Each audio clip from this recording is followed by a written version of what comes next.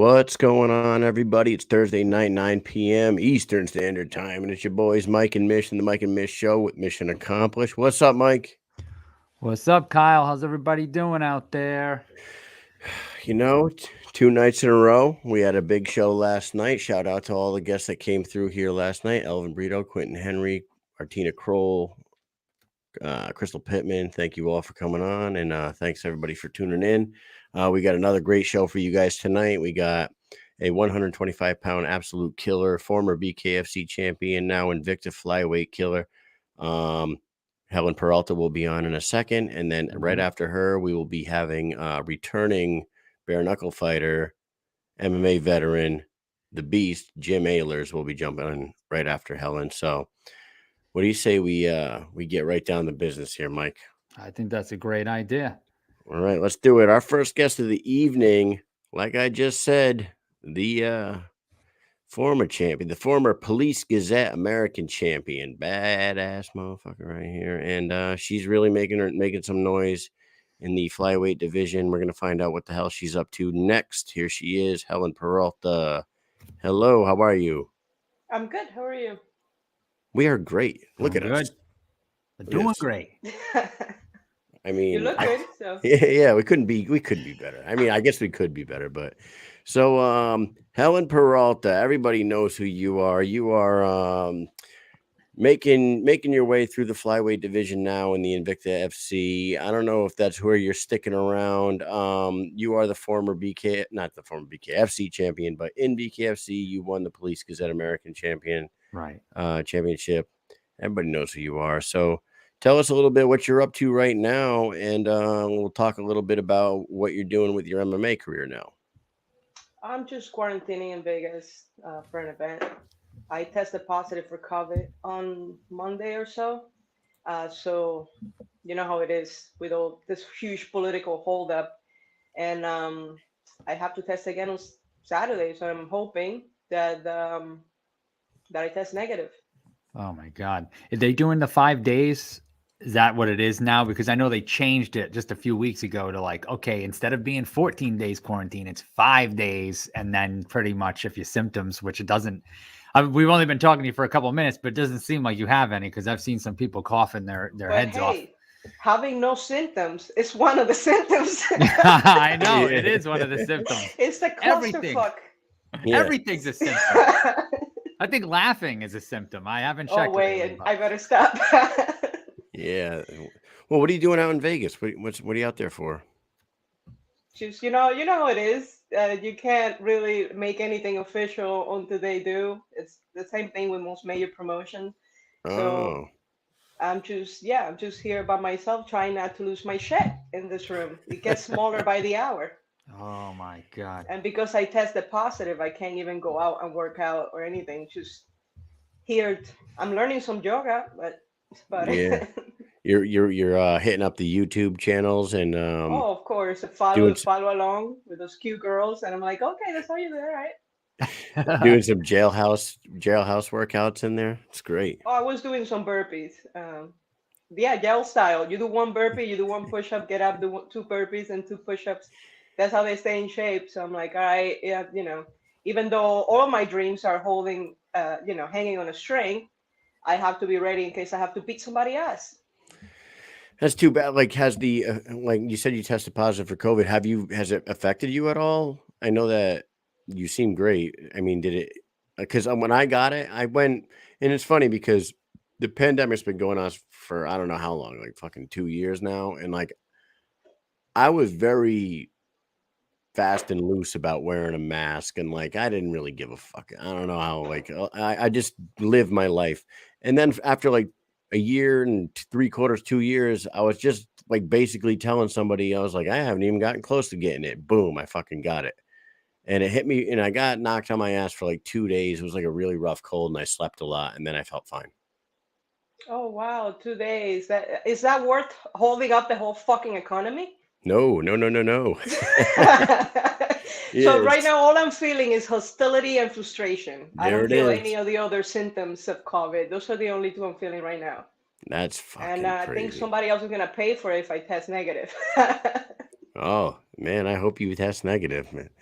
So if I you do test, too. can you at least tell us this? If you test negative Saturday, are you fighting like Saturday?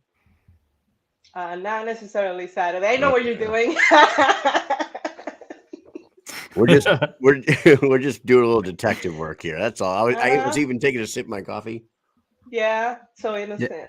Or is that tea? Is that what See, that is? You that's spilling it? that is tea. Yeah, that's tea. So you have been since you returned to Invicta, you have ventured up. When you were fighting MMA, you were fighting strawweight, right? You were fighting only 115. Yeah, 115 pounds. Then you went over to BKFC and you were fighting in the 125-pound division over there. Now you're back in MMA and you're sticking around the 125-pound division. Is that your new home right there? You don't see yourself going back down at all? Because you seem pretty comfortable, especially in that last fight. You fucking dominated the shit out of your opponent, who was significantly bigger than you in that fight, by the way. Well, I like food, and when I started training, yeah, I had to fill up some information today, and they keep asking me about my hobbies and what I do when I'm not training. I haven't been doing anything for the last 5 years besides training. So even though I was small when I started fighting at 115, because I was small for 115, but because I trained so consistently, I started gaining muscle mass that I didn't know about. I didn't realize. And then for a period of time during the COVID, 2020 and the beginning of 2021, I ended up doing 6 weight cuts in less than 4 months or 3 months for fights that didn't even happen. So my body kind of started feeling a certain way. Then I did one weight cut where I passed out 3 times trying to make the weight, and I didn't know why because I thought I did everything properly. And I just looked like a piece of beef jerky at the end of it. So that's when I realized I had too much muscle mass. But I believe if you don't make weight, you are cheating. So I did make the weight, but I couldn't move my arms. I lost like sensitivity and circulation on my arms. And my coaches have to massage my forearms because the doctor told them to, because they were even changing color. So that's when I realized, I'm like, you know what? Even if I'm smaller, I want 25. If I show up, none of this shit can stop me. You know what I mean? They just can't Yeah, stop me. That would, I lost a fight at 115 against someone I can beat on my worst day, pretty much. If I would have fought that girl 2 days before that, she would have been done probably forever. And, it was just disappointing. But then I realized, I'm like, all right, you know what? I'm going to go up to 125, because when I'm fighting at 115, they're usually bigger anyway. So I'm like, right. okay, my body's just kind of like, after all those weight cuts, it kind of shut down a little bit. And I decided I'm not going to put myself through it. I'd rather show up being 100%. And if the other girl is bigger, I know how to deal with it. And that's what that whole last fight was all about.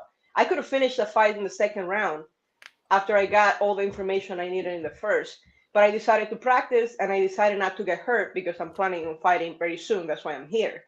So Right. all of those things, I'm like, you know what? And actually, one of my friends was like, but she's a Muay Thai champion. In Muay Thai, they don't submit you. They'll just cut your face with an elbow or a knee. And I said, I'm not going to let her throw shit. I'm just going to, I'm going to make sure she can't strike. She landed one strike in 15 minutes, but Right. that was on purpose. And then I decided to practice my takedowns. She decided to come out with it wearing a gi to the fight. I was like, she thinks I don't have a ground game. I was like, I'm going to practice my takedowns with you now. And without taking any risk, of course, because when someone is so big, it's very easy for them to sweep. So every time I felt like she could sweep, I would just let her back up and then put her back down. And then I was just practicing. I decided I was just going to practice. And that's just, even though I was so much smaller, but that's what I can do when I'm 100%. And I actually recommend to any fighter that has even a minimum amount of trouble making weight, go up. You'll be faster. You'll be hydrated. When you're fighting someone that's bigger, if they went through that process of dehydration, you don't really get all your fluids back until at least 72 hours, especially when you're cutting weight and you have an issue cutting weight, especially for women because of all the hormones changes. You start losing weight out of the cells, not just the extra waters around the muscles and the fat. You start losing nuclear. You start Yeah. losing water from anywhere, including your joints. So you're more likely to get injured during the fight. Wow. Your brain, even your spinal fluid. Like the more you try to push the weight cut when you hit a wall, which is what happened to me on my last fight at 115, you start losing water from your spinal fluid when Ugh. you try to force that sweat. So that's why when you get hit and you had a bad weight cut, you get knocked out so quickly because there's not enough liquid inside your head to prevent your brain from hitting the bones. It's So I it's decided, you know what? terrifying. If they want to be bigger, let them be bigger. I'll show up hydrated and fat. I'm a little bit chubby at 125, but this is where I get my strength for, man. I feel like a lot of people are starting to catch on. You know, before it was like, oh, if I weigh 165 and I can cut down to 145, I've got this huge advantage. And even some people go even farther and try to lose like 30 pounds in a week or a few days. And then, yeah, okay, maybe you win a few fights like that, but you're probably fighting at like 50, 60%, if that. Imagine now, like you're saying, just go to your closest weight and you'll feel so much better. I can't even understand all the training that you go through. Then you have to go through that weight cut. That is just, I feel like it must be almost bad, or if not worse than the actual fight itself. And 100%.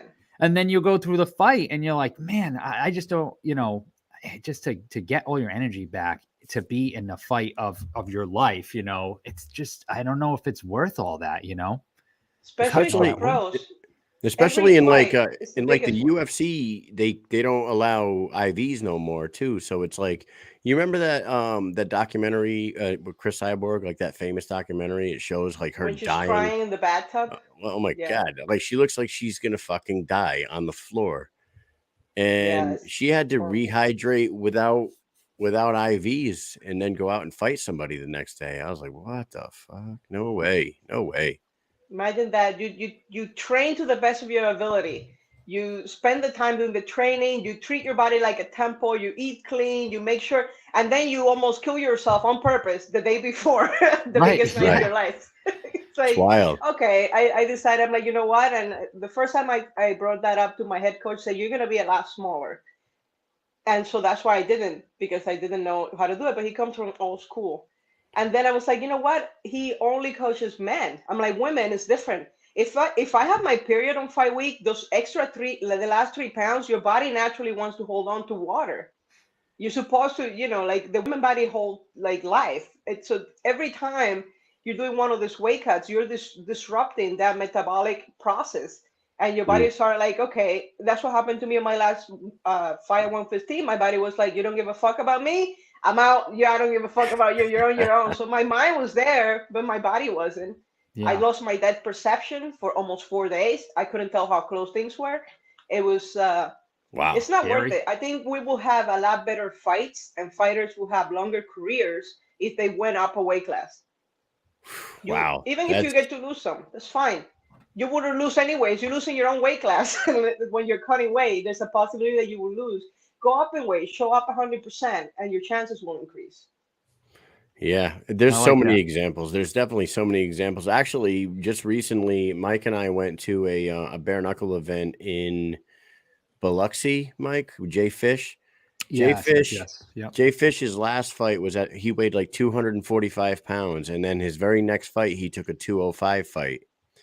And he cut 40 pounds, and he cut the last 24 pounds in the last 24 hours. And we talked to him at the weigh-ins that night. And we were going to see if he wanted to do an interview or not, or whatnot. Like, we kind of leave everybody alone on weight cut night anyway. We just said what's up to him because he's been on the show a few times. He was like struggling to put a sentence together. And I was like, oof, dude.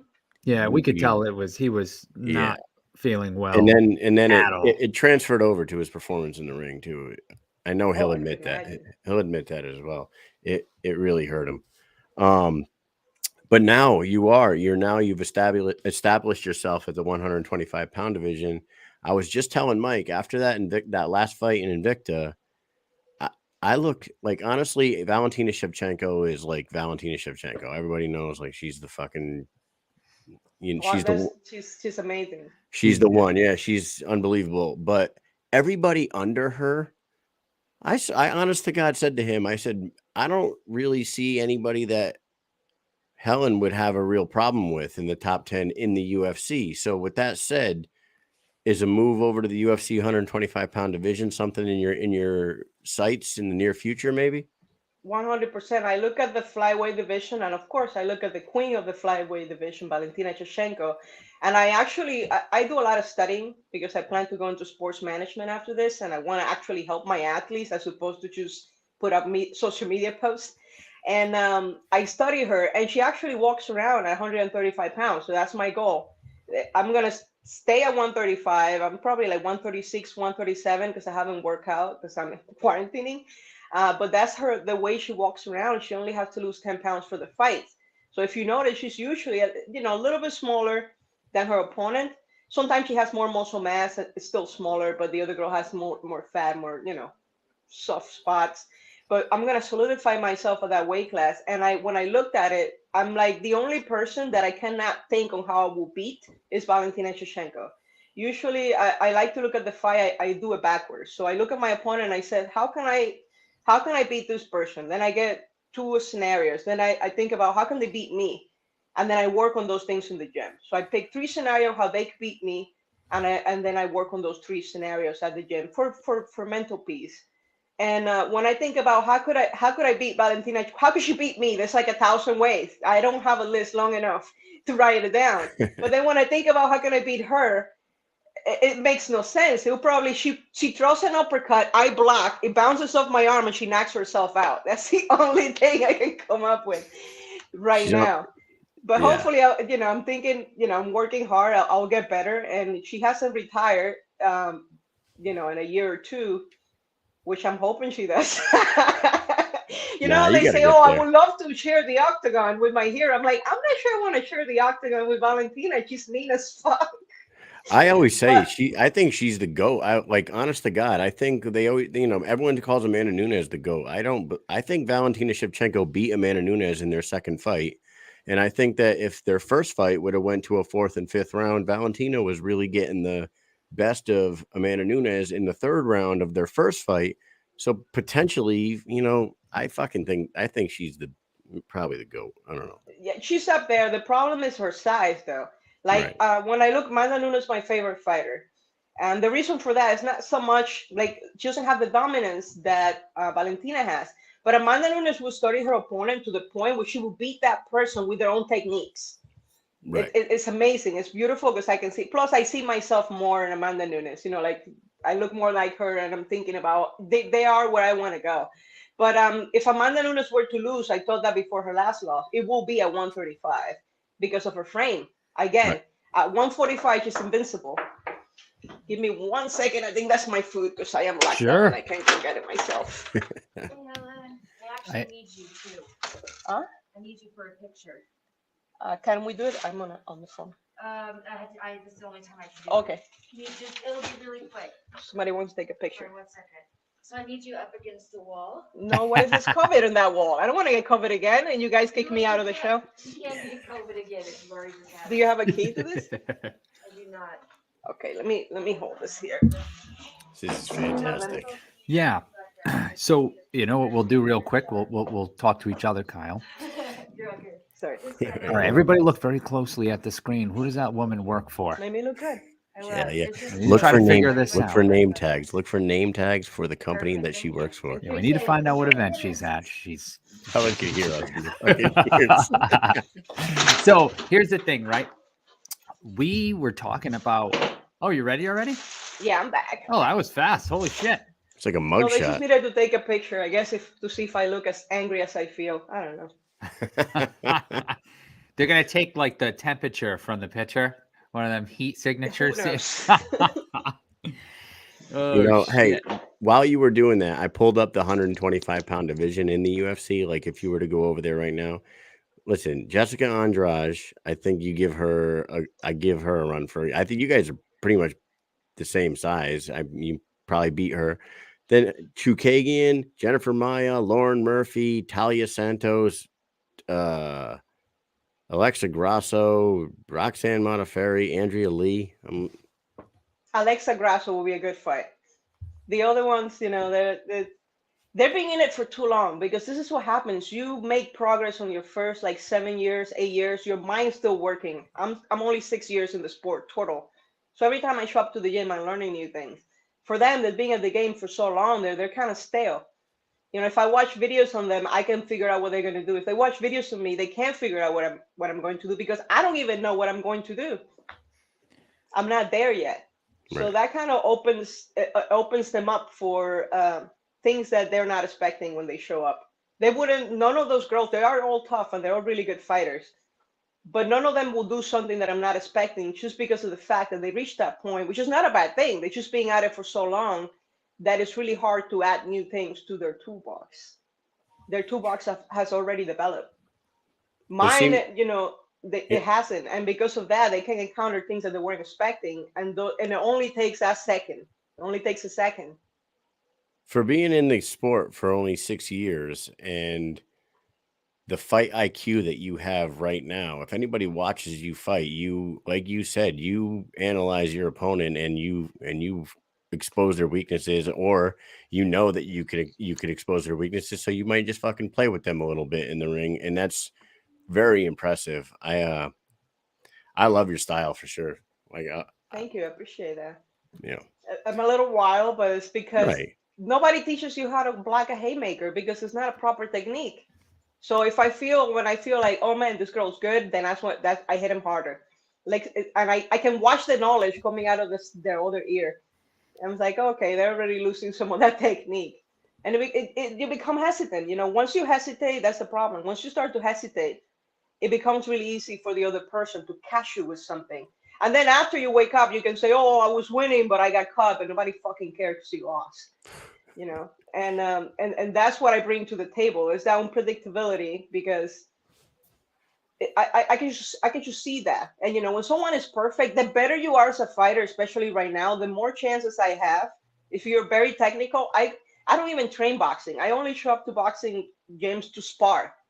I only show up to spar, and I don't look like a boxer, but I always win. Like if we're doing 10 rounds, if it's the same person, I might lose 3 rounds at the beginning on points because I don't like spending all of that energy, all that movement. And I'm not allowed to knock him out. And they're wearing a helmet and I have the extra big gloves. So, they're winning the points. But I know that if that same person, those 3 rounds, they probably would have been gone during those 3 rounds because I'm fresh. But I usually lose the first 3 rounds. And when I see them take that deep breath because they're tired, then I go at them. And it's not cue, it's not boxing. I switch stance. I don't care. I just, like, I'm looking at your head, I'm looking at my hands, and I know I need to get these over there. That's it. That's the only thing I follow when I am boxing, especially. It's like I need to get my fist over to their face or down to their body, and when they get distracted, up to the face, or vice versa. That's all. It doesn't look good, but it works. It's effective. What would you say? What would you say is the strongest part of your game? Because a lot of people would think it's your hands, but you just told us that you don't even train boxing. So, like, what do you think your strength? I think it's IQ and the ability to think under pressure. I can make good decisions really fast. It's because that's all you have. You have a second to make a decision. So, let's say you are so good that you know all the possible scenarios, but then you start thinking about them in the middle of the fight. If you start thinking in the middle of the fight, you're going to wake up somewhere else, and they're going to have to explain to you what happened. You can't think. You just can't think. It's a great answer. I was going to ask you, since we're talking about boxing, and we do cover a whole lot of bare knuckle, and we know that you fought in bare knuckle, is bare knuckle not in your future at all ever again, or is it something you would go back to? Or is it just straight shoot for the UFC and then maybe retire after you win the belt from Valentina? I love bare knuckle fighting. It's easy. It's a lot easier than boxing with gloves because I don't have to chase them and do all this. Like, I just have to punch you in the face once for you to realize you don't belong in there with me. So I love bare knuckle fighting. And right now I'm focusing on MMA because, I was fighting for BKFC and they got their priorities a little bit mixed up there. And I realized, I'm like, all right, so you guys only want to pay for people that came from the UFC. So then I'll go to the UFC and I'll see you later when you have to pay me 20 times more than what you're offering me right now. Nice. Okay. It's a great strategy. I like the strategy there. That's for sure. Yeah, because you want me to, I'm fighting the same people. So it's a time value of money. So either now for pennies or later for money. Okay, then if you don't want to grow your own fighters and you rather bring, because here's the thing, as a promoter, your job is in the name. You're supposed to promote me. I don't have enough social media followers. You help me change that. I'm not a fucking clown, and I have small boobs. My boobs are small and I don't want silicone in them. So, if you want to promote me, there's a lot of other things you can find about my personality and I will help you promote me. But if you're not willing to do that, and you don't want to pay me because I don't have enough social media followers, then fine, I'll go get those and I'll see you later. Oh man, I love the attitude. You Yeah. got a That's a ton great of answer. yeah, you got a ton of charisma too. I don't understand why they wouldn't push somebody like yourself. But Because even it's lack of creativity. Some people want things easy. Everybody wants to cut corners. So when Paige came into the UFC, they're like, "Oh, she's already famous. We're just gonna push this." And I'm like, "You can do your little charade, but at the same time, pay the people to start here from the beginning. Like build them, because you can build your own fighters. And of course, if somebody already has a big name, you can draw attention, but you can do both. Use the extra money that you think you're making from that attention to pay the people that you're trying to build and balance things out. That's your job, because that's why you are in charge. And if you don't know how to do that, then get another fucking job or hire someone that can do it. Like if I own I don't know, a plumbing business, I'm not a plumber. I'll just hire the best plumbers. I don't have to do it myself. I don't understand how you don't have a big following. Just seriously, like this interview right You here. should do more rants on your. You should do this, man. You should do You rants see, that's on what your I'm page. that's what I'm missing, a content creator, somebody that would put that out there. So if you were my promoter, after you speak to me, you'd be like, okay, I want you to do this, I want you to do that, and I will do those things. Yeah. But You should do that your rants. requires you to think, right? And make time for stuff, as opposed to just try to push someone just because they already have a big name. And I get it. It's all about social media followers right now. But fighting is important. What happened to the little star? They gave her the easiest fight they could think of, and she lost both of them. She did. Sorry. Yeah. The only way Paige wins a fight in bare knuckle if she fights someone without fucking arms. Sorry, that's the reality. And There you go. they're really not back. We'll take They're a not back. snippet of that and we'll share that.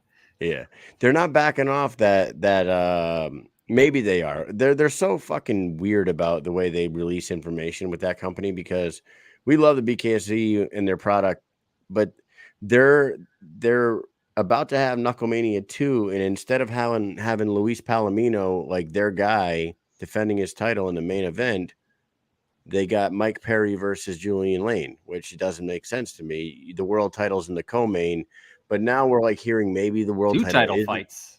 Two title fights. Yeah. It should be Luis Palomino at the top against Martin Brown, followed by Britton Beltran versus Christine Faria. And then the feature bout should be Mike Perry versus Julian Lane. That should be the fucking way it is. But like you said, But by making that move, what are they saying? I mean, I know, of course, the UFC is the biggest promotion in the world right now, as far as following, and because it caters to the West, where people love to watch fighting, and there's money behind it. But what you're saying is that even if you come from the UFC, it doesn't matter how good you are in bare knuckle. It doesn't matter. We're just gonna push you back. You should never have to go over the champion on the card lineup, no matter how popular you are. And if you're saying, "Oh, that's the trend," then create your fucking own trend. Isn't that what you're doing with a new sport? Create your own fucking trend.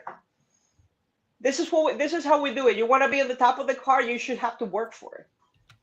Yep. And that's what I was told when I first signed up with the company. And when I realized things were changing, I was like, all right, you just want to squash me because I'm a nobody, but I have the ability to become a somebody. You can grow your own, or you can just go buy from somebody else, which is what they're preferred to do because it's easier. Yeah, it does. On the surface, it looks like it's easier, right? And in theory, it should be easier too. But I know there's a lot of money being invested in that. So if it doesn't work out to that, if like it should, or like people would think it would, then you're in big trouble, right? Because now you've invested all this money and you're not getting your ROI, right? And you're just one of the many. That's what everybody's doing. You're Right. just one of the many when you do that. Build your own people. I mean, I respect every other fighters, but like, where does Julian Lane's popularity comes from? It doesn't come from beating people in the UFC. It comes from being drunk and saying, "Oh, let me bang, bro," on TV, and then the people run with it, and it's like, yeah, it's a stupid. 100%. Is that what people want to watch? 100%. You can still have that, but have the integrity of the belt. You should not compromise that. The champions and the contenders that fight for the championship should be up on the card. Have some fucking respect. You're calling them champion, and then you're just going right over them.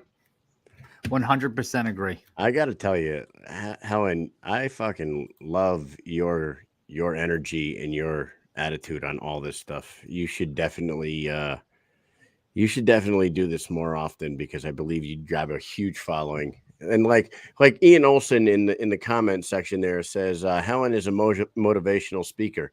You're extremely motivational with a lot of the shit that you say, but you can also punch people in the face and knock them the fuck out too. So that's If like they're not getting the motivation, right? yeah, that's a really great. That's how you really lift them up. Lift them up with an uppercut. And Joe Ivy says, "Is this what she's like when she's hungry?" Yes, the answer is yes. Hey, So- Helen, you've been a great guest, and we're gonna do a little fun thing with you before we let you go. It's called the speed round. It's gonna be 5 questions. We're gonna be a little off the wall, and you're gonna have a little fun with them. I think you will. You got a great attitude with you. So here we go. Number 1. When was the last time you did something for the first time? The last time I did something for the first time, well, I can't speak of it. I just have to give you the date. I don't have to say what it was. No, you've got to say what it is. What? It's just no one I have hear to you. say what it. Yeah. Oh, What no, was Just it? me and Kyle are the only people here. Yeah, nobody's listening.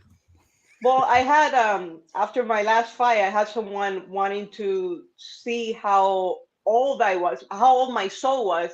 She said she was going to see how old my soul was by holding my hand. And so I let her, because she was supposed to be a fan, and then she just decided to put my hand inside her pants, and I just rolled with it. I've been drinking, I was celebrating, so I just rolled with it. Oh man, Nice. that's a fantastic answer. Here we go. Number Just 2. keep it moving. All right, moving. number 2. If you could only eat one fruit for the rest of your life, what would it be? Fruit? One fruit. Strawberries. Strawberries. Yeah, they're so sexy, but they also look really good and then juicy and And you delicious. can make strawberries. things with it. I asked my wife this question, and she said apples, like super fast. I was like, really, apples? She was like, you can make she's gonna apple be pie. farting the whole time. But she was like, you can make apple pie, apple whatever, apple sauce, apple this, apple that. I'm like, yeah, I guess you could make fucking apple. There's a lot of everything. things you can make. Yes, sure. All right, number 3. What is a fact about the human body that you know that most people don't? That most people don't. I think you told us one earlier. by the way. Yeah, you were. I know she's already been spitting facts. Well, we did talk about the spinal fluid, but I have another one. Okay. Getting at least one amateur fight before you get a driver's license can change the world, because some people drive like they've never been punched in the face. Being punched in the face makes you a better person. That's a fantastic answer. I love it. Number 4, Mike. All right, here we go. If you had to look directly in the camera and tell someone to go fuck themselves, who would it be? The Pennsylvania Athletic Commission. You can all go fuck yourself. All right. I love that. There it is. Awesome. And last question for you, Helen. Then we'll let you get up out of here. Who wins the upcoming fight between Christine Faria and Britton Beltran? Who do you think wins this one? Oh, come on. That's an easy one for you. Christine. Quick and easy, or I don't think it'll be War. quick and easy, because the hardest thing to do are the things that you're expected to be able to do. So she might take some time to being careful, not wanting her ego to be put on the line. I think that's the only thing about Christine that's weak, and it's her ego. So she might take a little longer because she doesn't want to risk anything and be embarrassed. But she's definitely way a better fighter. The only person that can beat Faria there is herself in that fight. there it She is. can only beat herself in that fight. There you have it. Right. The former Police Gazette champion has spoken. Now we'll throw your sponsor up here, and if you want to say some last closing words, it's your time. Here we go. Thanks for everybody for tuning in, and thank you guys for having me. And of course, thank you to my sponsors for helping me make this shit happen. Outstanding. Thank you so much for coming on. You've been an outstanding guest, Yeah, and you are fantastic. welcome back anytime. And if you want to break any fight news anytime you want, I mean, we tried to make you speak a little bit on it, but I thought for a second. I have to wait until Saturday until I know I'm not dying. Hey, funny thing is, when that lady was going to take the picture and your camera kind of turned to her, we were like, all right, what kind of shirt is she wearing? Is she wearing a hat? Does she have any kind of you're not allowed to wear around her neck? all I or, can like, say zoom is that you're not allowed to wear any signage where we are right now. That's why my shirt is black. Black. Okay. All right. Let's look up the rule set for these promotions. All right, Helen, thank you very much for coming on. You've been a great guest, and we'll talk to you again. Thank you. Have a good night. All right. Later, you Bye-bye. too. There you have it, man. Wow, what a hell of a Yeah. guest she is, Sounds huh? Fuck. Helen Peralta, fucking That was awesome. Thank you very much to her for coming on. We got another guest in the weight room right now. We're just knocking them out left and right over here at Mike and Mish. We got a returning fighter coming back to the BKFC after I think you want to say It's about over a year. I thought it was Definitely about 2 over a years, year. man. It's almost 2 years. We're going to find out from him in a second. And his name is Jim Alers, and he is the Bareknuckle Beast. Jim Alers, what's happening? There he is. What's up? What's up? What's going on, man? How are you? Man, I'm good, man. Excited to get back on track and get back in the sports circle, man. So things are good. How long has it been? Has it been almost 2 years? Since November 2020, I believe, was the last time I fought. So A little year, over a year and a few months. Yeah. year and a few months. Yeah, about a year and 5 months. Man, it's been a long time. I got to tell you, man, when we saw that you were coming back, I was excited. I immediately sent you a message. I wanted to have you come on here. This guy has one of the most impressive fucking resumes on the BKFC roster. The 4-fight win streak you went on was one of the most impressive people would have seen in that company, and I believe that truly. For those who don't remember, Julian Lane, Caleb Harris, Leonard fucking Garcia, one of our favorite people in the world. Mine And too, man. He's a cool guy. And Elvin Brito. I mean, all good people, man. Yeah. Great people, great fighters. Yes. Yeah. So welcome back. What's taking so long, man?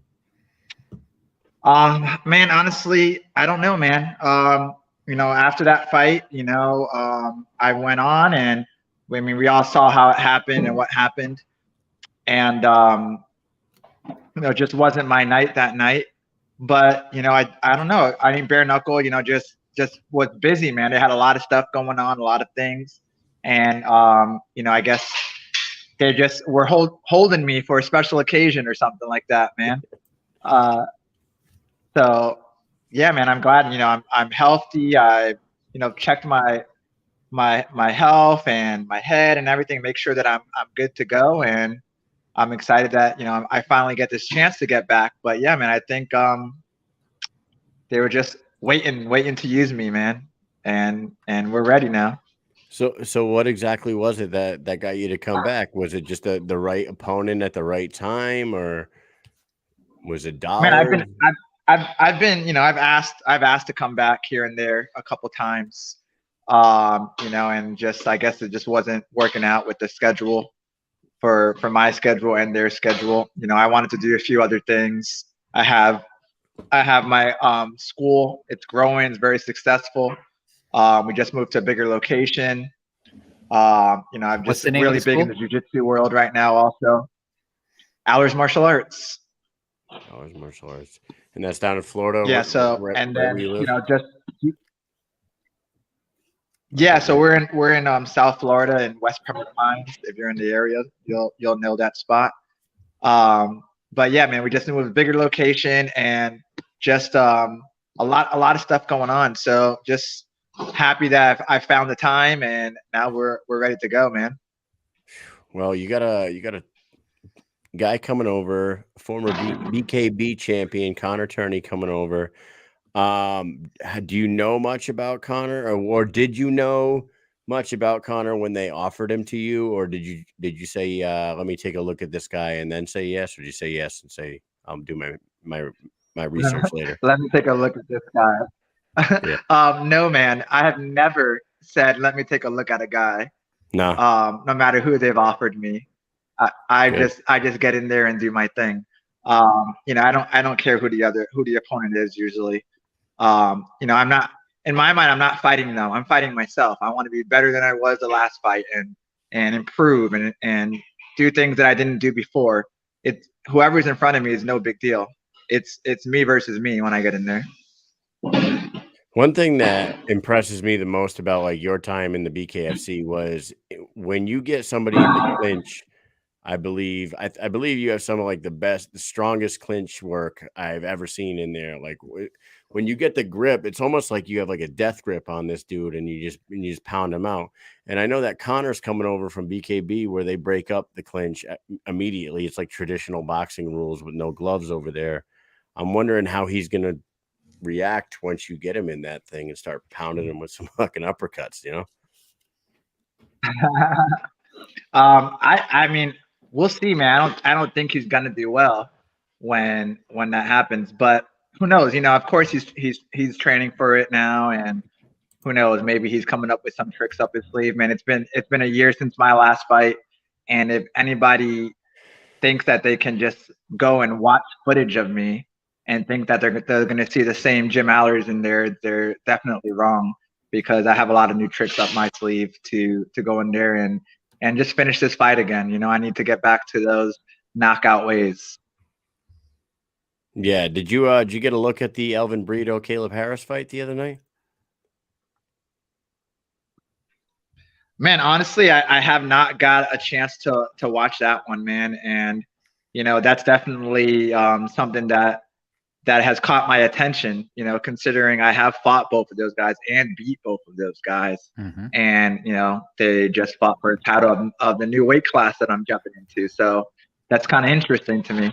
It is interesting. And actually today on the BKFC podcast, I'm not sure if you heard that, but Nate Shook actually was on there in place of Rob talking to Brian Sosha, and your name got brought up, and it was like, hey, you know, if he happens to come back and win this fight with just one win back, you know, would he get a shot at the title? And it seemed as though that is an option after you win. I don't think it was set in stone, but it seemed as though that's what Nate Shook was kind of alluding to. Like, yeah, if he wins, there's really, you know, the way the division is stacked up right now, it makes sense to have you fight for the title after if you happen to win. Yeah, I mean, I would hope so. I wouldn't think anybody else would be 5-1 in that division as well, and, you know, have beat the champion, the #1 contender who just fought for the belt. You know, I don't think anybody else in that weight class has done those things. So I would hope so that after this fight, that my next fight will be for the belt. Right. The only other name that would get brought up would be Joe Elmore, but Joe Elmore's coming off a loss and hasn't fought since his fight with Leonard Garcia, where he broke his hand. He's been recovering this whole time. So coming back off of an injury, off of a loss, I don't see how that would make sense if you're out there now. Like, but I got to tell you right now, Jim, you're going to love this division. 165-pound division in the BKFC has a lot of new guys, a lot of new. This guy named Rynell Riley, you got to check out him. You got to check out Jordan Nash. These guys are Josh Sykes. They're all young up and comers and ready to bang. And they put out Truck and Carson's another one. They're a bunch of fucking animals. So you're about to have some fun in front of you, my friend. I see that, man. I'm excited. You know, I want tough fights. I want the best fights. And that was another thing I remember. I remember I was offered a fight, and honestly, I was like, I want tough opponents. You know, I'm not trying to get in there and get a win and get back into the win column easily. You know, I want the best that they can give me. And so, you know, I guess this is it. You know, they're bringing over this BKB guy who thinks BKFC is going to be an easy run, and he's going to be in for a surprise for sure. Absolutely. Big Ben in the comment section says Elmore and Alers would be a classic. I agree with that. The U2 would be a scrap for sure. That guy's. Oh yeah, for sure, man. I love that guy. That guy's crazy. Yeah, he's super crazy. Fun. Yeah, he's like the nicest, craziest guy I've ever met. That's a man, yeah. Perfect way to describe him. The nicest, craziest person you ever met. That's hilarious. Yeah. So in your time off, you had some MMA fights, right? You took some MMA fights, you did some grappling. You've been staying busy, right? Yeah, man, staying busy. You know, I jumped on this just because I just want to be the guy who's known for doing it all, man. That's any combat sport competition that comes his way, I jump to it. And, you know, I'm constantly doing jujitsu. I've done combat jujitsu since then, where you slap on the ground with your opponents once you go on the ground. I fought that MMA fight that I fought was a one-night multiple fight MMA tournament. So I ended up losing to the champ you know, but definitely fight of the night in that event as well. So in that tournament, the person that won the tournament, how many times did they have to fight? Fought 3 times. Three 3 times? times. Wow. Yeah. Old school. That's some old school shit. That's some early Yeah, that's pretty UFC cool. shit. I love it. Mike had brought up some pictures. Mike wanted to bring up a picture of you. We were Yes. we were looking at some old Jim Alers shit, and Oh, man, I can't- show them what you found, Mike. So the first thing is something that some people might not know, but I think it's like a good piece of history that unfortunately never got to happen. And I think it's kind of cool. You know, it's this picture right here. Oh, And man. you guys look completely different too, like which is awesome. Like look at the smile on your face. Oh man, they were so upset that I was smiling in that picture. They're like, "Give us a serious face." And You can't smile in your license or your cat card. I'm like, I'm just a happy person, man. You know, I'm pretty excited about winning this belt. So they ended up using it, which was cool, man. It really shows my personality. What happened? Yeah, what happened? The fight never took place. So yeah, I mean, if you look at the Tapology, you know, Conor says he's never pulled out of a fight, but it's right there on the Tapology. 1 week before the fight, 1 week before the fight, he pulled out of the fight. It said that he got injured in sparring. I don't know why he's sparring so hard 1 week before a fight, but yeah. The second time it was me. The second time I pulled out about 6 weeks before the fight. Ended up hurting my hand, but you know, 1 week versus 6 weeks is a big difference. I ended up still taking a fight against another guy and winning by Darce choke, I believe. So that's incredible. And then like few years later, the guy's got fucking $400 million in a goddamn 400-foot yacht. he definitely did everything right. Yeah, he did everything right. Absolutely, man. That's incredible. Can you imagine if the fight that could have changed everything? I don't know. But you seem to have a great life. I think he's still, you know, he's the type, I think, you know, and definitely knowing him from back then, you know, and seeing how hard he's worked, he's just, you know, he's a hard worker. And I think he would have accomplished everything that he wanted to accomplish anyways, you know, win or lose. Yeah, he's just nonstop. Did you see his video he posted yesterday of him eating that fucking ice cream? Did you see that? Strawberry clear thing. Oh man, yeah. He looked like he smoked a metric ton of weed right before he fucking ate that thing. Oh shit. Yeah, I'm sure it seems like, you know, he's living that type of life right now. It's hard, right? That's why he hasn't had to win it a few times in a few years, maybe. Yeah. When you have it all, it's hard to stay hungry. That's right. So let's go to the other picture that we pulled out of the history books here, and shaboom! There it is. The old lightsaber at the ceremonial. The famous that was star. Yeah, go ahead. Yeah, man, that went viral pretty quick. I think I remember it was I think it was the opening day of Star Wars, and I had the idea to do this weigh-in, and Cole Miller was all about it, which was cool. And so I remember going home after that and seeing just the views going up, like 1 million, 2 million, 3 million. I'm like, oh, what's happening? This is crazy. Ariane Celeste is in the back, really loving it too. She's looking at your sword and not Cole's. Yeah, actually, that was good. Oh man. Anyways, man, that's awesome. So really looking forward to this. Seneca Allegheny Casino, New York, March 12th, on the same card that Johnny Bedford will be defending his title against Jared Grant. Let me ask you this. Have you ever heard of Salamanca, New York, in the Seneca Allegheny Casino prior to getting offered this fight? Never, man. I was just excited to, I was born in New York City, but, you know, I know it's nowhere near the same, but I was just excited to get to go to New York and have family there and hopefully get that W for them there. Keep going. I'm sorry. No, go ahead.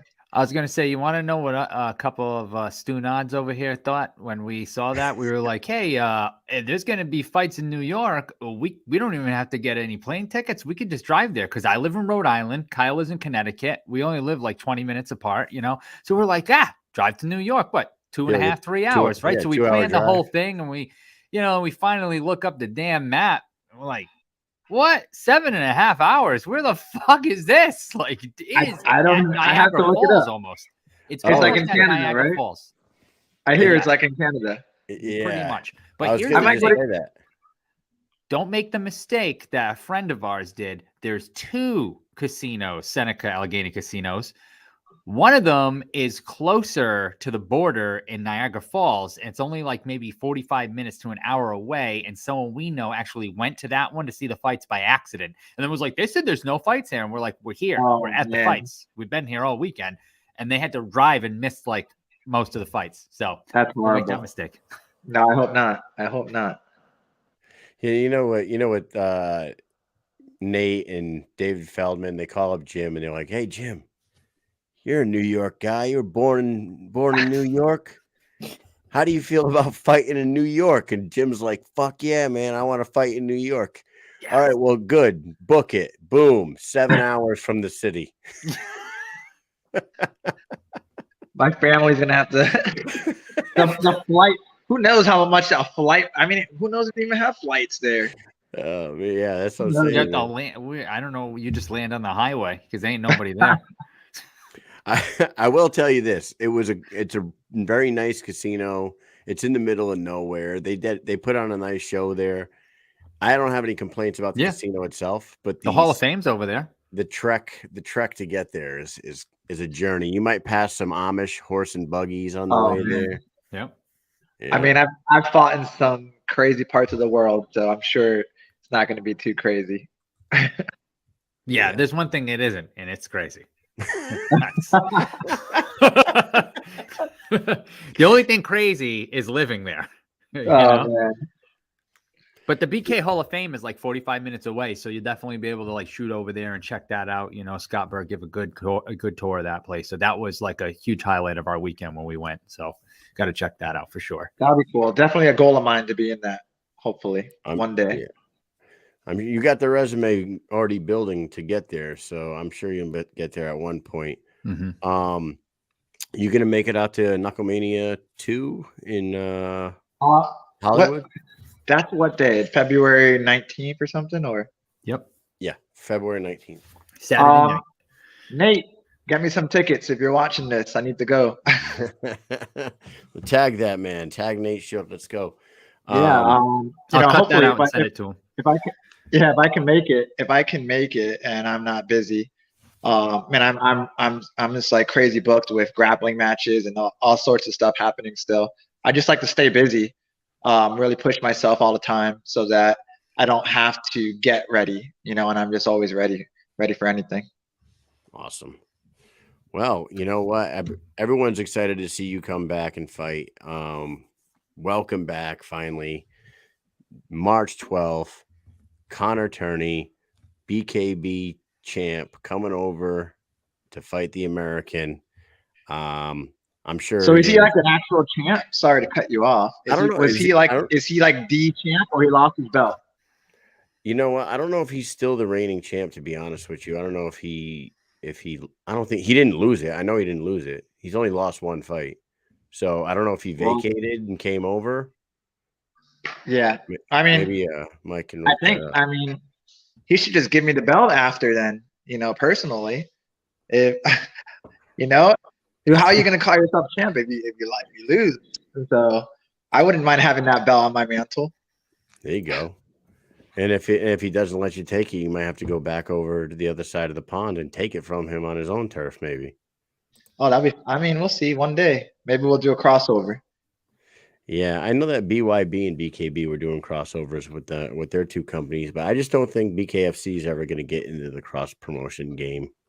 No, I don't think so. I think BKFC is like the UFC of bare knuckle, Yeah. You'll see Bellator and One doing crossovers or something, but you're not seeing UFC doing crossovers with anybody. No. And like me and Mike were talking about it, a lot of people who are like BYB supporters, they like to trash BKFC, but like we never hear BKFC people trashing the BYB. Like honestly, we never hear that. And then if you really want to like compare the field, BKB on the cross promotion basically wiped the mat with the BYB fighters. I think they went 3-0 or 4-0 or something like that. And 3-0 so Right. far. 3-0, and then Mick Terrell comes over to the BKFC and gets dropped by AJ Adams. So you know what I mean? Well, who else was a BKB guy? Tyler his name? Goodjohn. Tyler Goodjohn. Yeah, there you go. You Mhm. should There have you fought go. him. I think you wanted to fight him at one point, right? At one point, man, yeah. But you know, who knows? I don't know how the script goes and who's writing the story. You know But, what? He's a really good like. He went 1-1 in the BKFC, and I don't know if we'll ever see him back in there again. But if you go and watch his fight with Luis Palomino, Palomino is gonna go down as one of the greatest of all time in the bare knuckle world. You know what I mean? He's already like planting his flag as one of those guys, and you fought him. You know how good he is. He went 5 rounds with Palomino and went to Yeah, war man. with him. he's a good defensive fighter. You know, the only thing is sometimes he'll take a couple too much punches. You know, too many punches. Maybe not enough to knock him down, but enough to Yeah. lose the fight. And that's really kind of what happened there. Right. And that's Um, one thing about Tyler Goodjohn. After every single one of his fights, his face is just mangled after everyone, even the ones he Right. wins. I don't want to get mangled like that. Yeah, who does? I rather get knocked out in the first round, going all out, doing my thing, than lose 5 rounds getting beat up every round. That's just like not the best thing, I feel, for your face. Yeah. Well, let's do this thing. We're gonna do a speed round with you real quick, and then we're gonna let you say some final words and let you get on your way because you got to get back to training. All right. So speed round, Jim Alers. Number 1 question for you is best meal that you can chef up in the kitchen. Don't say ramen. I think I'm a breakfast guy for some reason. Yeah. I think that's really the only thing I can make, like eggs, bacon. I make a full breakfast when I want it. But that's really, I don't cook too much. My wife does most of the cooking for me. You know, it's Love funny. breakfast. I love breakfast too, and it's funny you say that because me and my wife, we're all in the military. You know, me and my wife are in the military. Mike's in the military. We're all in the army, and Both like of our when, brothers are in the military. yeah, when Amy goes away, right? When my man. wife goes away, and it's me and my boys, I cook breakfast for dinner 3 times a week. Yeah, that's my favorite. Breakfast for dinner is my thing. Oh yeah, we call it Brinner. Brambies. We call it Brinner in this house. I'm like, boys, what do you want for dinner? And they're like, Brinner. I'm like, okay, bacon and eggs it is. Fucking too easy. Let's do it. I love it, man. It's not too hard to mess it up. So Yeah. Yeah, and it's cooked fast too, I feel like. You know? exactly. All right, number 2. Number 2, favorite Florida man story. You got the Florida Florida man man. shirt on? Yeah.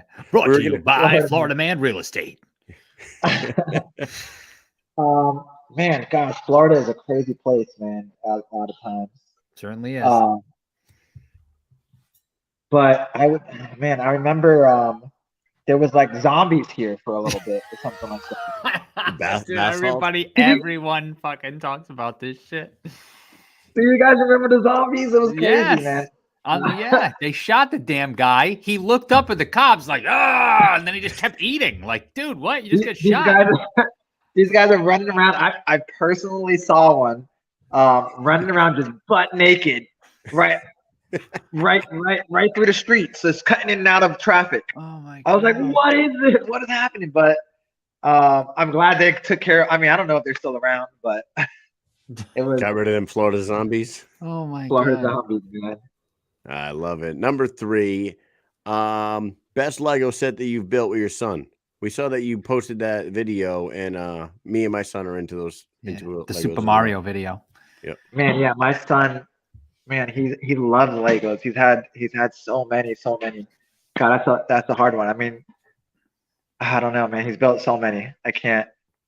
Right now it's Mario, man, and we're building a whole city. Like Yeah. what was I shown saw in the that. video was only half of it. It was only half Nice. of it. That's awesome. We bought some of that here, but I feel like my daughter likes Mario. She's 5, but she's not quite into like, put it together like you guys have put that together, like nice. Like I tried to like build a level and bring Mario through it. You know how you can like collect coins and crush the Goomba and all that stuff. She doesn't build it that like I try to make it all nice, and then she's like, nah, let's just do something crazy. I'm like, whatever, let's do something crazy then, No, he's a stickler for like following the directions and going step by step. If I try to skip it, he's like, wait, we didn't do step 3. So, I'm sure that's coming. That's funny, man. That's my son's the same way. My son sat down one day. We got him an Iron Man, like one of those artwork ones. It looks like a piece of art when you're done with it, and you can hang it on the wall. yeah. I think it had like 3,600 pieces in it, and he sat there all fucking day, and he did the entire thing in a day. It mesmerizes them, I swear. It's wild. It's fun. Great. It's good, and it's good. It's good for their mind, man. They're building something. They're getting creative. Man, those are like the minds of engineers right there. Yeah, I love it. Go ahead. No, my son, like I told him that you can actually go to college to be a Lego engineer now. And he was like, what? My brother came over here. He was here for New Year's Eve. And just before like they came over, I went and I brought my daughter Brooklyn to Barnes and Noble, and they have so many things there, so many toys and like Legos and stuff, which I don't think people really realize how many like toys are at that bookstore. It's insane. Oh, man. There's so many puzzles and shit. Yeah, my kids try to trick me all the time when I go to Barnes and Noble. Yeah. They're like, can we get something? I'm like, sure. We walk in there, they're run to that toy section. Run to the toy section. I'm like, no, guys, not a toy. A book. Yeah, man, that place is awesome. But yeah, we got like a Minecraft set, and I brought it back, and she's like, let's build it. She just wanted to build it. It's all she wanted to do all night. And we were like, order dinner and everything. So I was like, Uncle Kevin will build this with you. And so he's like, oh, okay, cool. So I see him on the floor.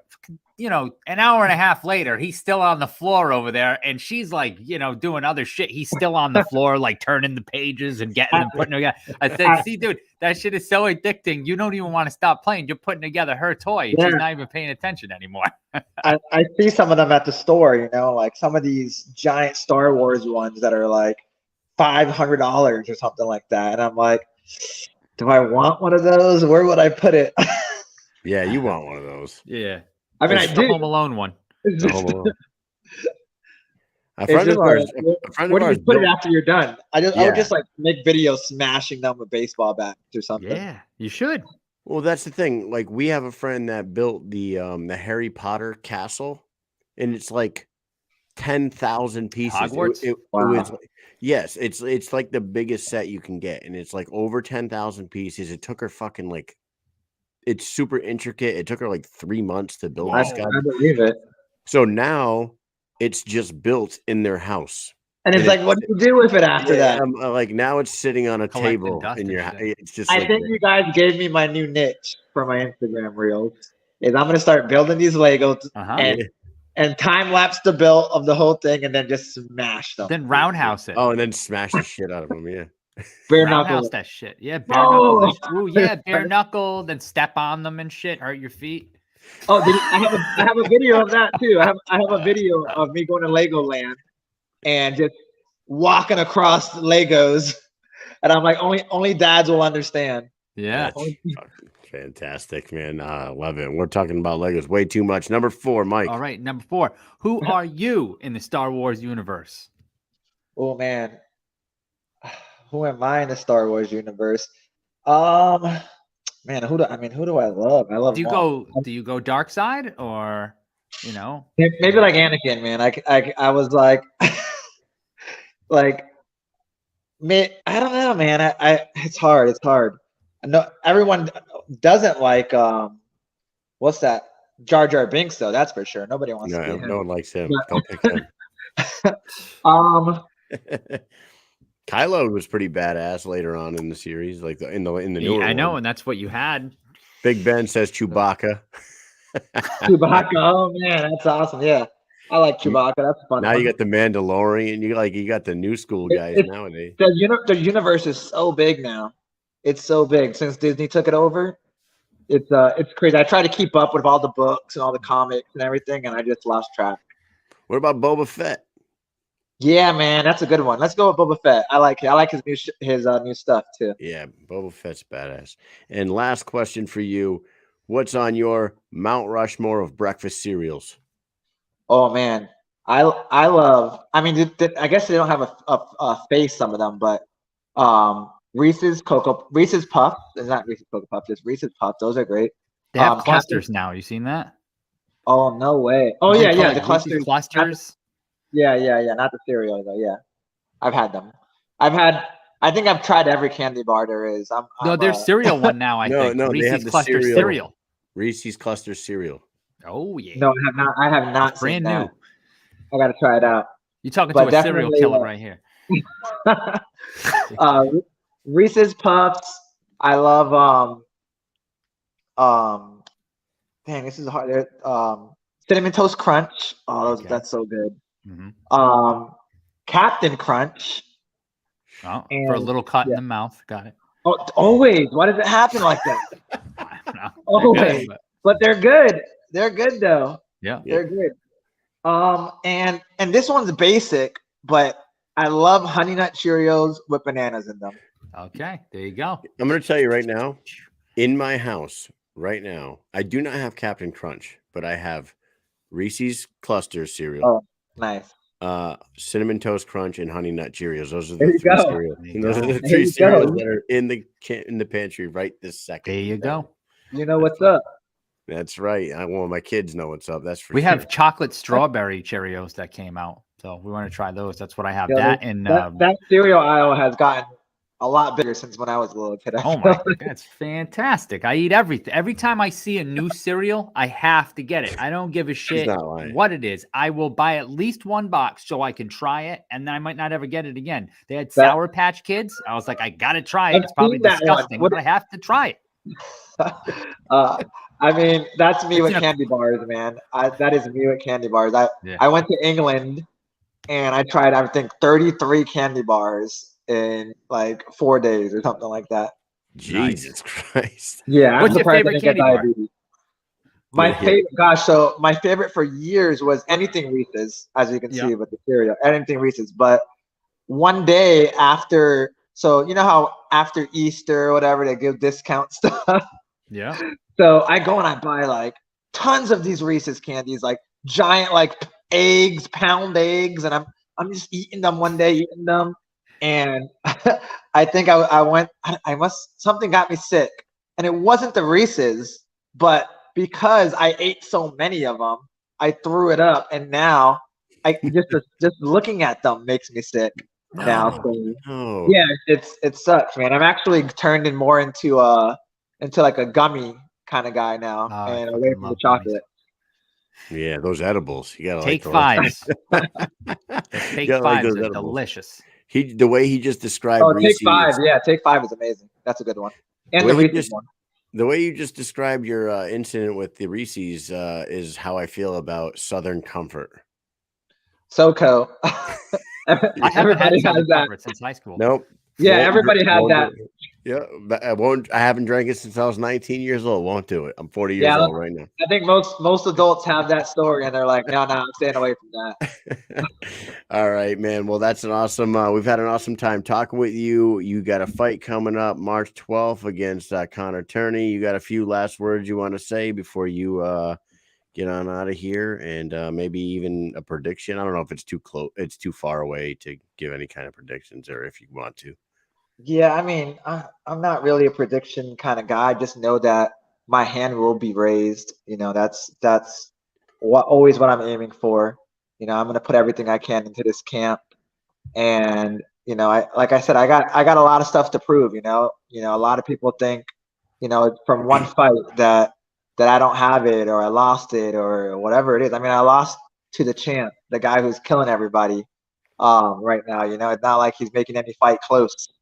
But you know, I will show the world. I will show the world what's up, and then I'll I'll have a belt wrapped around my waist, hopefully by the end of 2022. Dude, well, it's good to have you back. Mike, you got anything else for Jim? No, just thank you so much for coming on. It was a blast talking to you. Can't wait to see your fight, and maybe we'll run into you at Knucklemania too. Hopefully, maybe. Yeah, hopefully, man. Hopefully. Nate, get me those tickets. That's Yeah. right, Nate. Get the tickets. I'm gonna have to cut that Yeah. out and just send it to him. I don't know. He's never talked to me through Messenger before, but I'll still send it anyways. All right, man. Thank you Oh, so much and- for coming on. And there it is. Oh, There's that's your Florida Florida, man all day. Florida Yeah, man, Man they're Real fun. Estate. I love the logo, man. It's Mhm, fucking beautiful. I know, fan- right? It's awesome. I gotta get you guys a shirt or something from him. Oh, hell yeah. Oh yeah, man. That's Yeah, they're awesome. fun. All right, All right, brother, dude. man. Thank you very much for coming on. Best of luck in your fight and in your return. And we'll talk to you soon.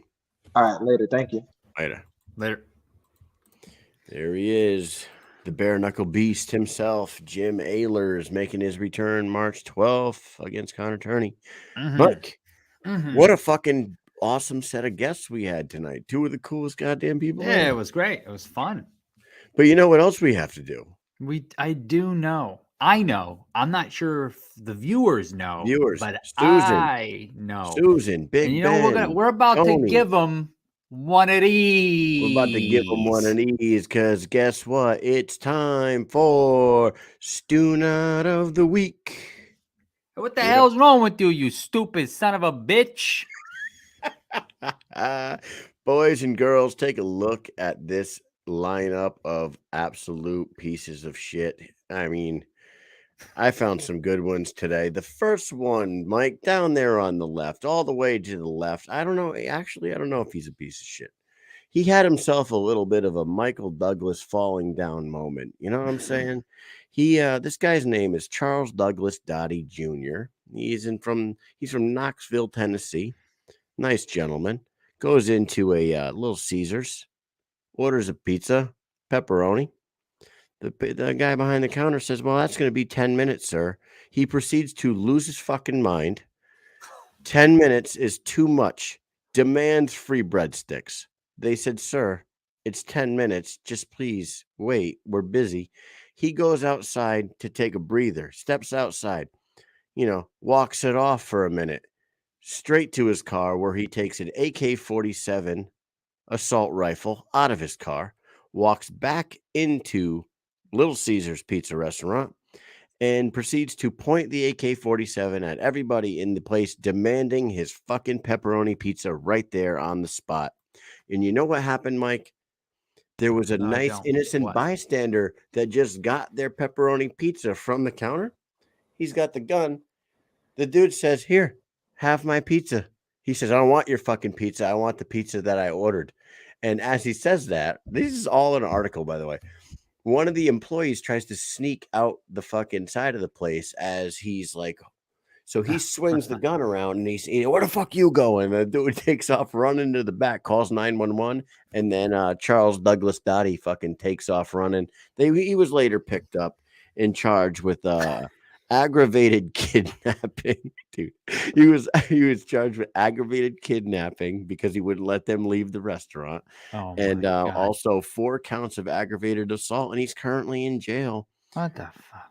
Yeah, that's him down there on the left, right next to old Kanye West. Who is our next nominee? Kanye West. Kanye. Kanye West. He's so goddamn jealous of the fun that his ex-wife is having when Kim Kardashian has been seen Mr. Peter Davidson. romping about with Pete Davidson. Pete Davidson is, piping his old lady now. Well, fucking Kanye's not having that shit. You know what he's gonna do? What did he do, Mike? Was he gonna go beat him up? Was he gonna fucking was he gonna try to get him fired from Saturday Night Live? Was he gonna try to do any of these things? Nah. He's going to start a rumor about Pete Davidson that he has AIDS. He's telling everybody. DJ Academics has said that he has confirmed that 8 different people called him to tell him that they themselves heard Kanye say it with his own mouth that Pete Davidson has AIDS. Now, Kanye, you fucking moron, you're going to get yourself sued. Richest I believe he's honest to God. I believe he's the richest black man in America. He has reached that pinnacle. He's worth like $6 billion right now. And Really? he's over there slandering a fucking guy's name, making up rumors about him having the AIDS virus. That's a real Stunod move, if I do say so myself. Let's move over to the basketball player on the right there, Mike. His name is Jackson Hayes, 21 years old. He was hit with misdemeanor domestic abuse and resisting arrest. You know, when he went berserk on his girlfriend in their LA home, ended up having the police come out and fucking got him outside the house, told him to calm down, tased him. He's being brought up on charges for vandalism, trespassing, battery against a police officer. This is a 21-year-old, 6'11", 220-pound NBA basketball player that just can't be fucking can't live that pro life. And the cop says to him, before the cop tased him, the cop says, "Stop resisting me. I'm going to tase you." Hayes kept on struggling with the cop. The cop ends up tasing him, to which he yells out, "I can't breathe. I'm a blessed soul." What do you think about that? Oh, God damn it. Let's take a look at Mike. Why? What is going on here? What is wrong with these people, man? Why is everyone so like, it's like weird and entitled and stupid all rolled into one friggin' shitty fucking Unbelievable, life. right? I mean, it's ridiculous. I can't breathe. I'm a blessed soul. Whatever that's supposed to mean. You're getting tased because you went onto your girl's property, trespassed, vandalized the place, beat her up, and then beat up a cop. So, my man, you're a fucking stunad. Oh my God, what is up with these And the people? last one, Mike, of course, the guy down there on the right, This guy just needs to be shot. Mike, he's a Florida man. He's a Florida man from Deltona Middle School. He's a math teacher, and he has been arrested. His name is Carlos Agor Rendon, 29 years old. Looks like he didn't know the odds. He's a math Yeah. teacher, but he doesn't know how to fucking do the odds. Yeah, math teacher for his conduct with a teenage student. Deputies are investigating the case when it was reported that Aguilar kissed the victim on the lips in the classroom. This guy kissed. Okay. What? Is this like a Van Wilder student? Right. Is this like her 7th year at the middle school? No, Like she no. was supposed to graduate high school 2 years ago. She's like 19 in middle school. This is a young No? middle school teen that this man proceeded to kiss her on the lips in class. Like it says, like in the classroom, this dude just decided to put his lips on this little girl, and he's being charged with lewd and lascivious conduct and witness tampering, because when they started investigating it and asking questions, Aguilar had been approaching potential witnesses in Firefighters Memorial Park in Deltona, asking about the victim and telling at least one of the witnesses not to talk to the police. So Oh, Jesus. witness tampering, forcing his lips onto a middle school teen's lips. So there we go, dude. We got a good lineup. We got Homeboy that had the falling down Michael Douglas moment in Caesar's Pizza and Little Caesars, and I kind of want to put him out of this conversation right away, because who hasn't wanted to shoot up a fucking The Little Caesars Pizza Hut didn't have my hot and ready, and now I'm hot and heavy. You about to catch some brass, little bitches. Where you going out the back door? Get the fuck, get back here. Megan says it's the COVID vaccine. I'm telling you, don't get it. We're all fucked. Little Caesars Pizza Hut just ain't the way it used to be. It's a shitty pizza too, guy. This is a fucking $5 pizza made for less than $1. You're a fucking idiot, dude. Yep. Why the hell would you? That's how mad. At least be mad that you didn't get a pizza from fucking Federal Hill somewhere or some shit. Like this is some fucking Little Caesars. I'll get my pizza from the Little Caesars Pizza Hut. Okay, Anyways. so Mike, you're the deciding factor here. Okay, so I feel like he's out. Is he out of the Well, question? he's nowhere near close to as friggin' dumb or disgusting as the rest of these goofballs. I mean, I guess he definitely did something worse than Kanye, right?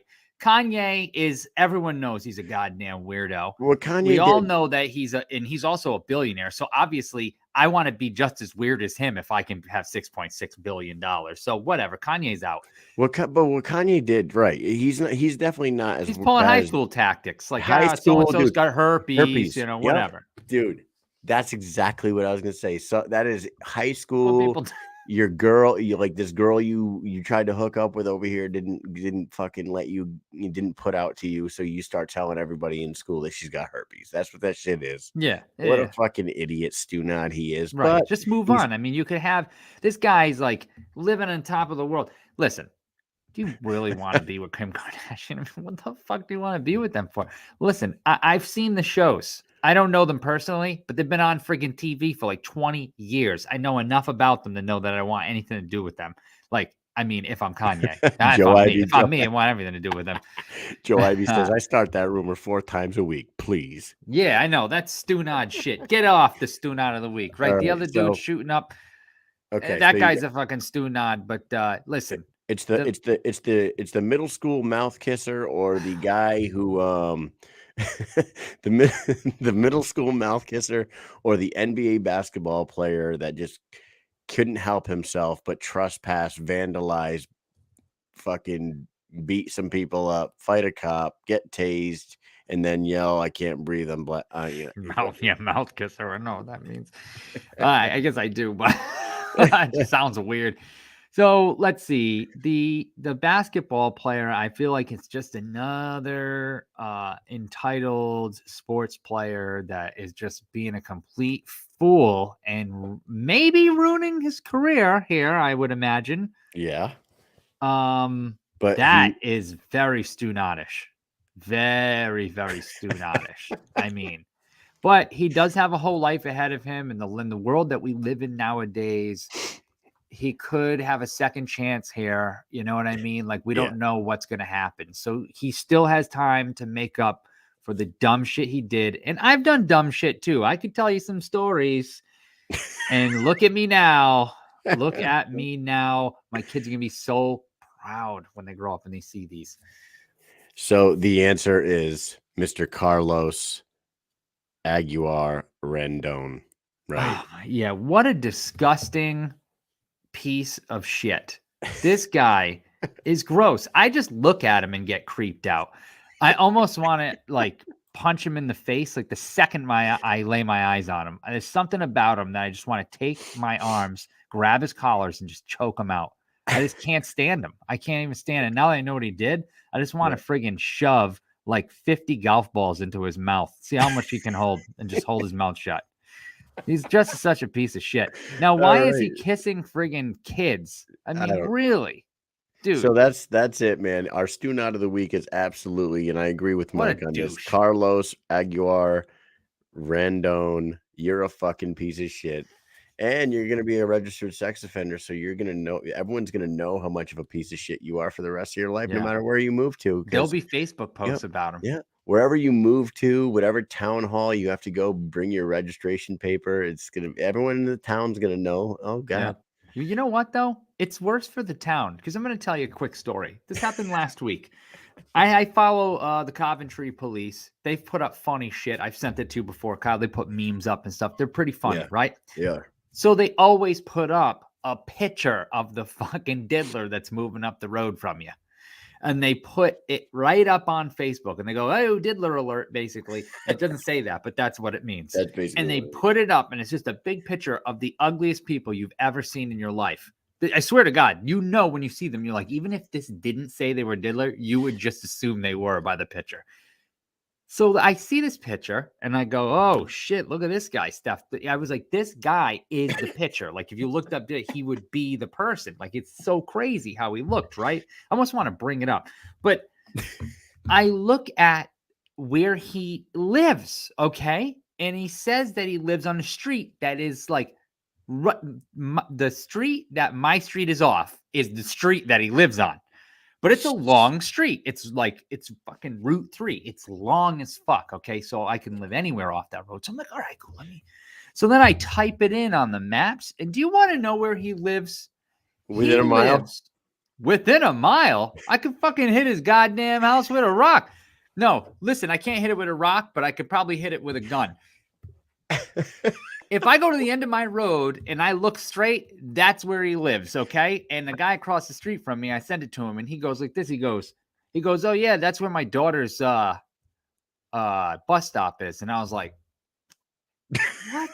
Oh my God. Because you only have to live so far from the school, which he does. So he can live there. It's not a big, what were his charges? Deal. It's okay. What was he charged for? What kind of a diddler is he?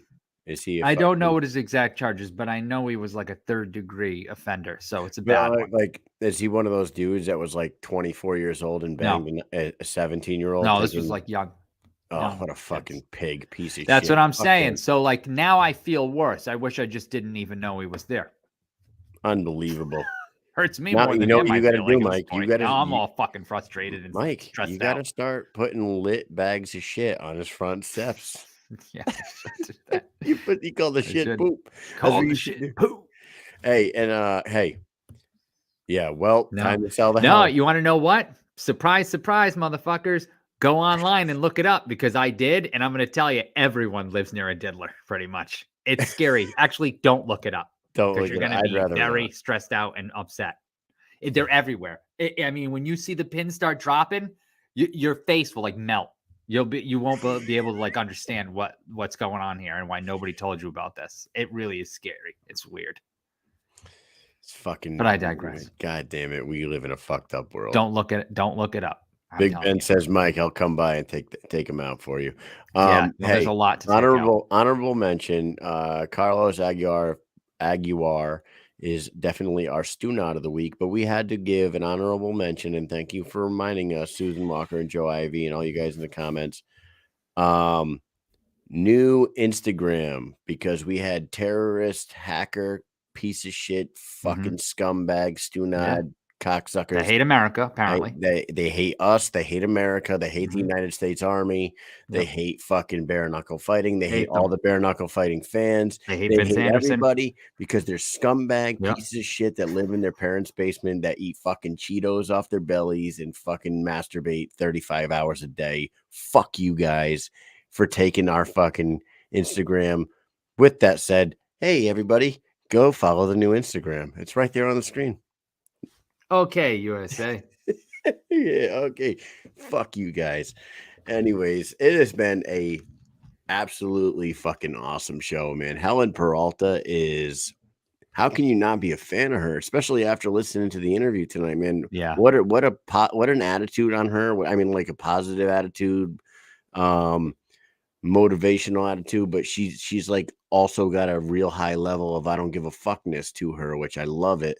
And her fight style is incredible. So thank you to Helen Peralta for coming on tonight. And also welcome back, Jim Alers. And thank you for coming on and talking with us for a little bit. We talked some fighting. We talked some cereal. We talked some Star Wars. It was a fucking great night. Anything else, Mike? What else we got? No. Oh, honorable mention from yesterday. We forgot to talk about Jared Warren. I want to say congratulations to Jared Warren on a phenomenal fight. Scott O'Shag, we love you. Can't wait to see you back in there. Pick your head up, just shoulders off, and get ready for the next fight, man. You still got a great future ahead of you. But Jared Warren, wow. Yeah. He dominated that fight, and he's on a beast. Fight. Really, like the last 2 fights, he ended both of them with a bang, basically. He's legit. He's like 1 fight away from title here. Like I said that night, man, I said this could be the start of a really big year for Shift MMA. Those guys, you got he sets the tone, and first card of the year, he goes out there and puts on a performance like that against O'Shag, and then you got Martin Brown going out there trying to get a title from Luis Palomino.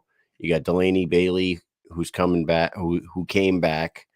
She got a L in her first fight back, but it was kind of a short notice fight, and she's a badass fighter. And if they introduce the 115-pound division in BKFC this year, which I think they're gonna do.